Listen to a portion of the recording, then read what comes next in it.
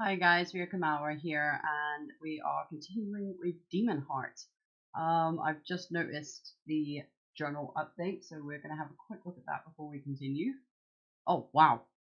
Wow, okay, that was actually a lot.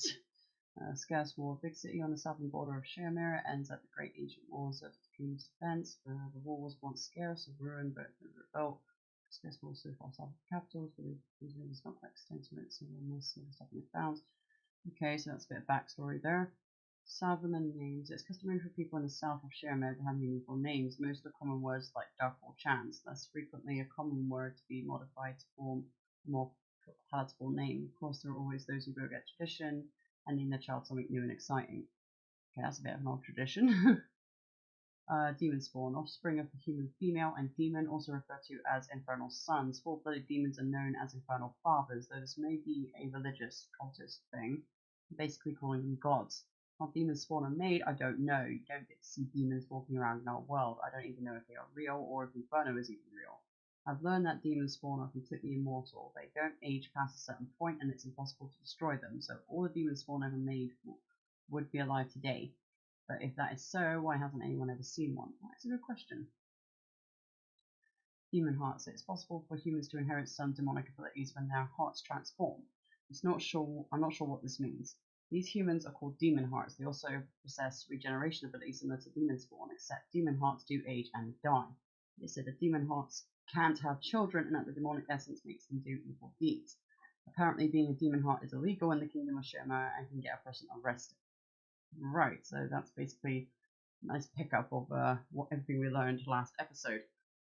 If you guys are just joining, then I've been called by this woman, Orchid, the woman in the middle, to become her shop assistant. Other than that, don't really know much else. She's just asked us a few basic questions, and she's also got a few more people here who are applying for the job. There's Pebble, the boy just behind her, bit of an odd name, and then there's the angry woman behind her, who is Chance.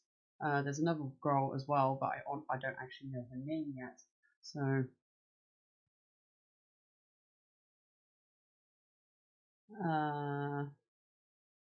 this demon talk bores me. I nodded and waited for her to continue.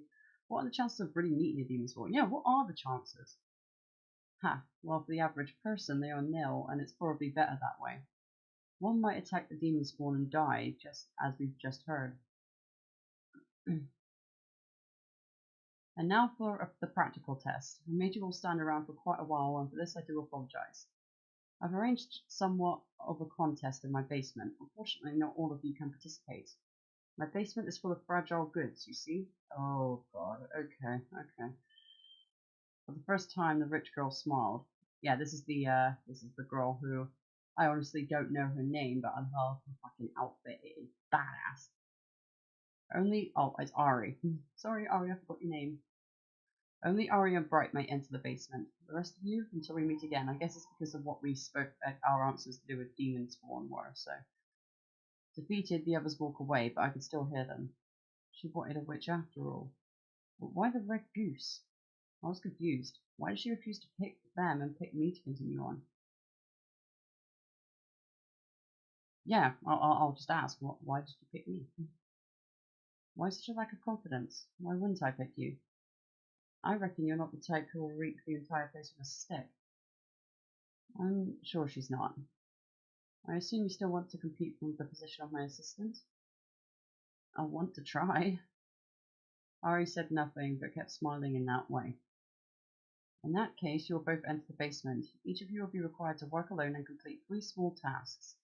The ultimate task is to retrieve a jeweled chalice, a simple trinket, but it will serve as proof of your victory.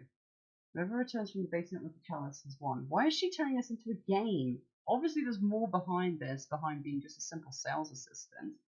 Or would she just fucking actually say it rather than being all elusive and secretive? Ugh, I hate people like this. Oh, and when you pass through the big library, don't touch anything. Okay, library, don't touch a thing, got it. I'll be waiting for you in my shop. Orchid handed a key to the rich girl. Now, there is no point in wishing you both good luck, but only one of you will win, is there? She smiled and headed back to her house. The rich girl remained to watch Orchid's back respectfully and only turned to me once Orchid had disappeared. Why do you want to work for Orchid?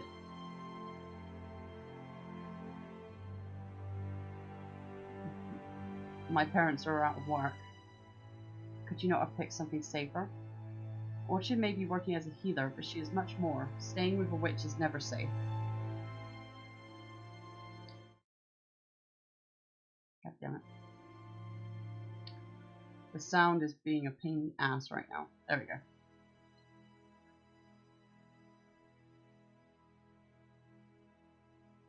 You're concerned for me? That's so cute. I'm in no position to choose. I have 3 of us to feed. Why are you here? You seem rich enough. Why didn't you pick something safer? I bet you would know. I'll ask her why she didn't pick something safer. Because I can handle this. Rude? Who's to say I can't handle it, cheeky bitch?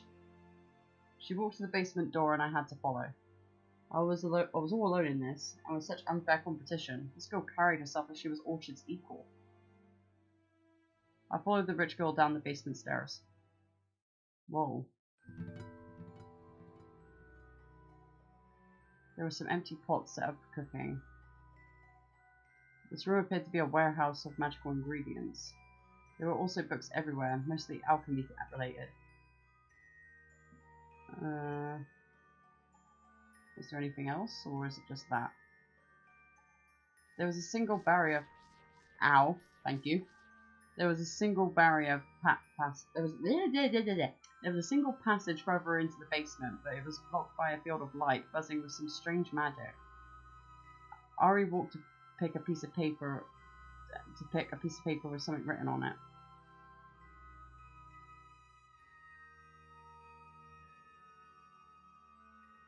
Oh, fuck it, I'll rush to her side, screw it. These were instructions from Orchid regarding the competition. What does it say? Orchid left us instructions for making an antidote, a common item she sells. This field of light acts as a barrier and only let you through if you're carrying a bottle of antidote. Can I see the instructions? Don't bother, you're better off staying out of this house. Bitch. Thanks, but I'll still try my luck. Be my guest if you must. You won't get far. You should let me look at the paper. The recipe mentioned ambrosia, purple roses, and nightroot. Ari ran up to one of the shelves and started taking some things out. She chose a pot to cook in, and before I knew it, she had a bottle full of some glowing brownish liquid in her hand.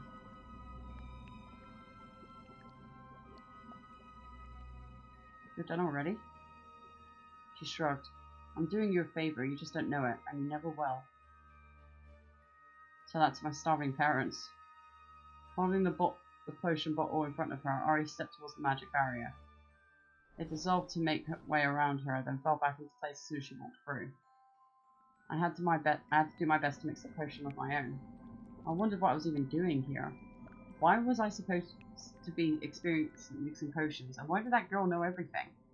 It was all like a pastime to her while my family was starving. I should have never hoped for this job, I thought. I kept struggling with the potion until the liquid in the pot finally resembled what Ari had made. God damn it. I hate it when shit falls on the floor. I'm sorry. I was far behind the rich girl. My mother and father would keep starving. At last, it looked ready. I also approached the barrier with a bottle of potion in my hand. The magic energy pulled me into an impressive library where she said not to touch anything. Looking around, these books had strange names. Some of them were foreign languages I couldn't make out. To my surprise, Ari was still there paging through a dusty book. She said not to touch anything! Are you stuck? You wish. I got carried away, huh? I think that's where you need to go. She pointed to the hallway right in front of me. What about you? That passage isn't blocked by a riddle, so you could check it out. I'm more interested in a challenge. That's when I noticed. Of course. The entire time the faint buzzing sound was coming from behind the bookshelves. There was another passage there watered with magic. What's the matter? I'll explore the hallway. Okay, I'll stay here for a bit. The hallway was long and dark. I had to wonder about the purpose of such architecture. As I walked, the buzzing sound grew louder and clearer, much like what I heard in the other parts of the basement. More riddles? Ow! Thank you. The loud noise from the library started I'm gonna... Thank you. Thank you. Fucking Christ. I feel like I got a shout when I'm just hearing that in my ears. It's a lot quieter for you guys, but in my ears, ouch. A loud sound from the library startled me. An alarm? It felt like the walls were shaking and there was some strange dust. I lost my conscience. I woke up lying on the floor of Orchid's basement. The dust was settling down. And I saw Orchid standing above me like a light in the darkness. She seemed to smile for a second. What are you doing here? No, I thought. I must be making things up. She had a concerned look as she gave me her hand. Okay.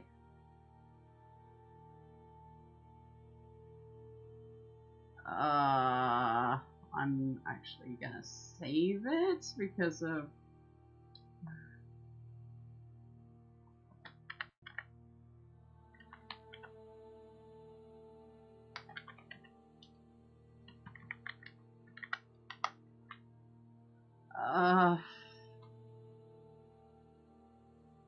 Why do I get the feeling that's not actually her?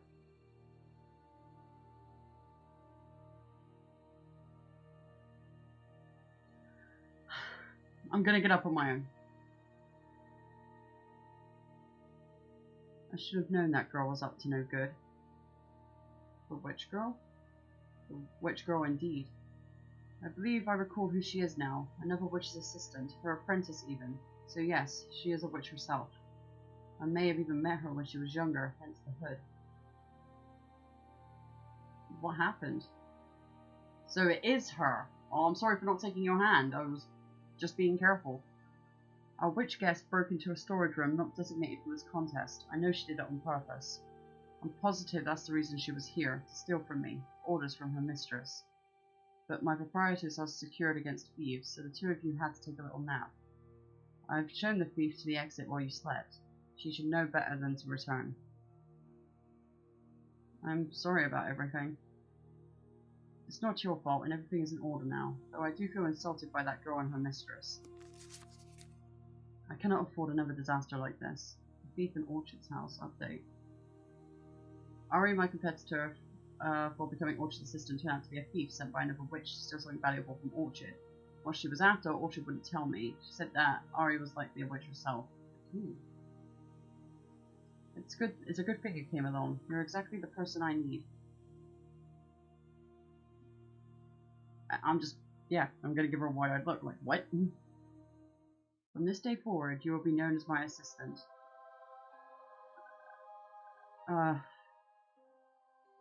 Thank you for the opportunity. I will do my best.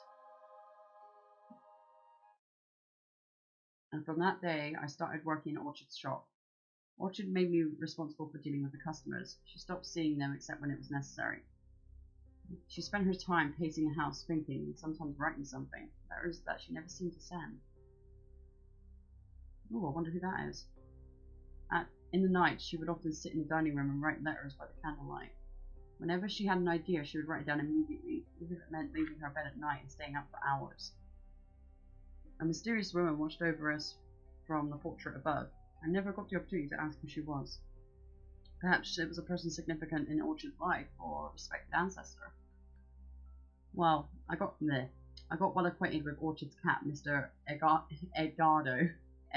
Edgardo. He had a talent for being everywhere at once, especially while I was trying to do something important. Reminds me of a lot of cats. So many times I thought I'd left him behind in another room, only to find him standing on the shelf right in front of me. I got used to it after a while. I learned about different kinds of curses and what they do, but I only participated in making the simpler ones. Many visitors from other towns came to inquire about a potion of eternal youth. Orchid instructed me to tell them that no witch had ever made such a potion, save the Fates. Yet, as much as she tried to educate the people, they would remain hopeful and would just go seek their potion elsewhere. My parents were more proud of me for becoming Orchid's assistant. Mother bought a burgundy dress and wore it every day. Oh, wow! Okay, Mum. I think that's a bit over excessive, but okay. How have you been? I was just taking a walk in the Nobles district and decided to stop by. We don't need any medicine, thank the gods.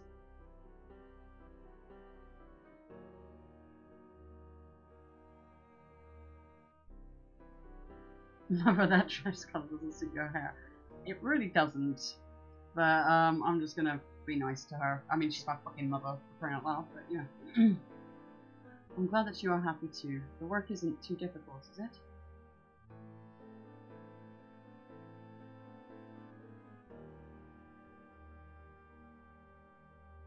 No, I only talk with people and sell them their stuff, and they all behave when they come here. It's wonderful you ended up here. Orchid is our lucky star. Thanks to her, everything will go our way. Mark also came to visit me. He had a request. Could you ask Orchid for a recommendation on my behalf? I know you're not thrilled with my pursuit of knighthood, but I assure you it would be perfect. Orchid would only need to write a letter to Lord II and mention me. I passed all the tests, but to become a knight I need social connections.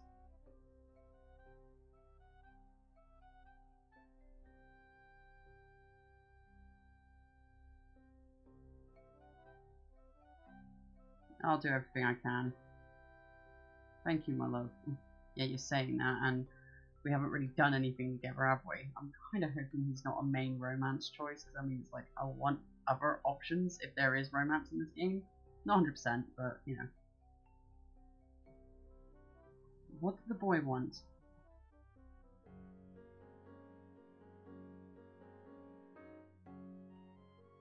You needn't ask twice. I'd be glad to help your friend. Oh. Thank you. After all, if you never trust anyone, how can you tell friends from traitors? Just like what she said in the opening. Sometimes you should give people their heart's desire just to see what they'll do with it.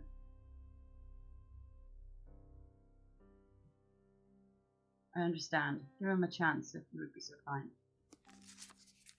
Let's wish him luck with his subordinates. Mark's recommendation. After I started living with Orchid, Mark came to ask for a favour. He needed Orchid's influence to become a knight. I asked Orchid if she could write him a recommendation, and she was eager to do it. Okay. The next day, an old man with a wooden leg came in asking for some medicine. Oh, I'm sorry, mate. Get me a dozen of those purple painkillers, please. My leg keeps hurting, although I don't have it anymore. Only Orchid has been able to reduce my pain.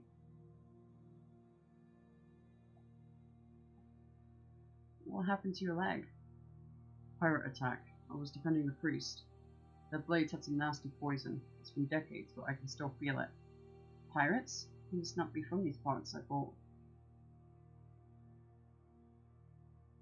Oh good, now wait until I find your shit. Oh my god. I'm sorry, I'll get you the purple potions right away. Thank you. Everything seemed normal until I noticed a tattoo of a pentagram under his sleeve. The demon sign. How could this man be a cultist? Whose priest had he defended from the pirates?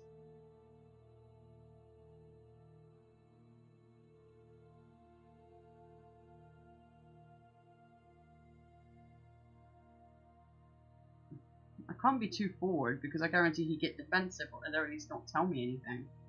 So, thank you again, child. For a moment it looked like he was leaving but then turned back. I saw what happened to that old yellow cat Orchid used to have. Mr. Edgardo, if I recall. Well, a shame. Wait, what? He's right there! You a fucking demon? The cat a fucking demon? Oh man, what a cute little kitty. Why? What happened to him? The stray tore him apart. Saw his remains behind the house this morning.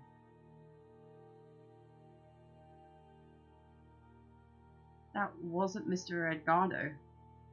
Well, that must mean that there had been another unfortunate yellow cat out there. A pity nonetheless. I have taken enough of your time, child. May you have a blessed day. The blessing of a cultist. Dead cat in the garden.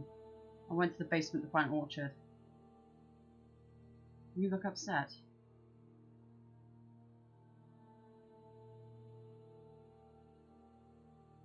I just sold something to an old cultist, a returning customer of yours. Which old cultist? I used to see lots of people. One with a wooden leg. Ah yes, he has pains in his imaginary leg. A painkiller helps him calm his mind. It's all in his head, but it does him no harm. The potion might soothe some other pain he's having. He told me there was a dead cat behind the house. A cat? How unfortunate.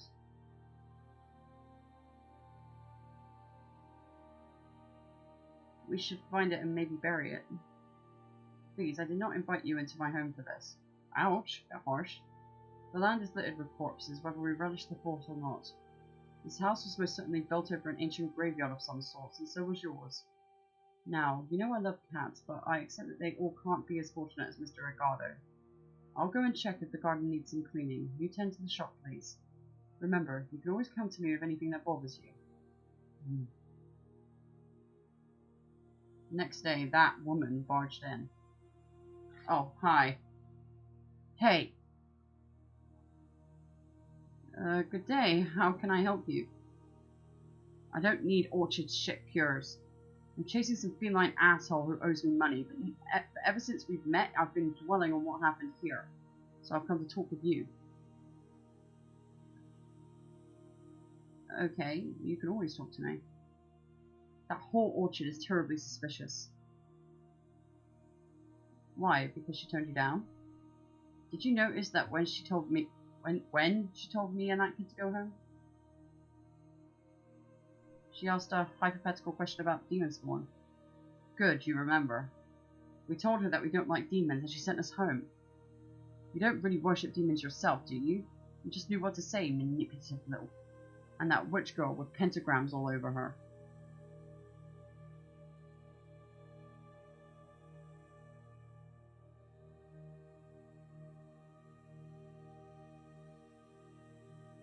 I really wouldn't attack a Demonspawn, I just don't think that's smart. You're so smart, aren't you? You're just saying common sense. But you may just get in trouble, feline girl. Orchid is crazy. Good luck with her.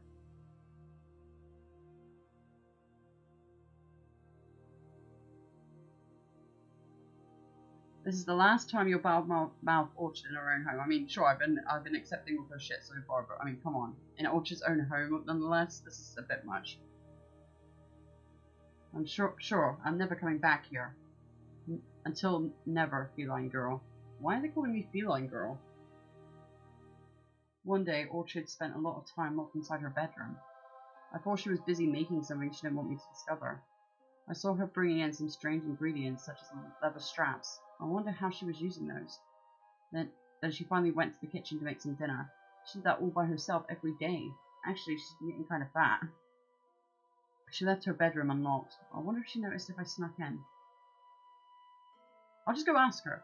Because I don't want to get, like, busted and then get kicked out, because then my family's going to suffer. So I'll just ask her.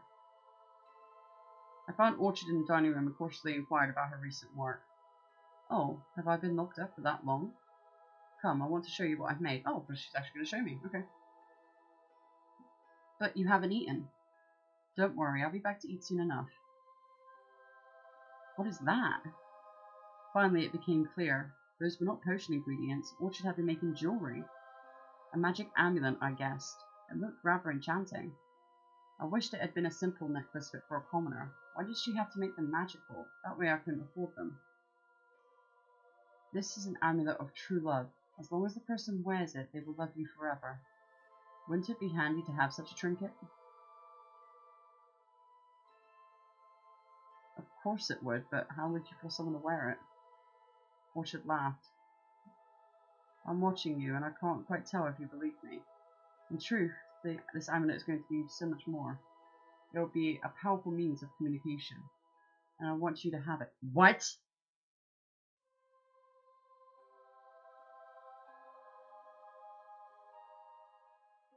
So that I can talk with you? Yes, if something ever happens to me, so to speak. I don't understand. You will, when you need to. Oh, I'd be honoured to wear it then. I never laid eyes upon something so beautiful, and she had made it for me. It had moved on its own, or Orchid had moved it with her magic. The necklace flew through the air and settled around my neck. But except for the amulet touching my skin, I didn't feel any different. I certainly don't feel like Orchid any more than I used to. Also, I would like to invite you to dinner tonight. Dinner? Where? here in my dining room. I don't feel like going out.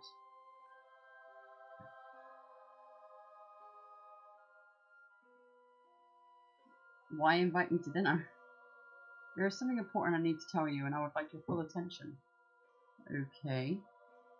Since I was stuck in Orchid's house day and night, and my job was to serve her, I thought I might as well attend the formal dinner of hers. Alright, I'm going to end the episode here, guys, because of, yeah, it's been a bit of time now. So Orchid has given me an amulet that's apparently for communication, even if she joked and mentioned it was for love, and I assumed that I mean, that's the whole reason I said the top option of saying, oh, it certainly would be, but how would you get people to wear it? I thought it was like joking, but apparently that's an evil choice, even though I didn't mean to do that. But oh well. We're going to continue next time, and I hope to see you guys then. Peace out.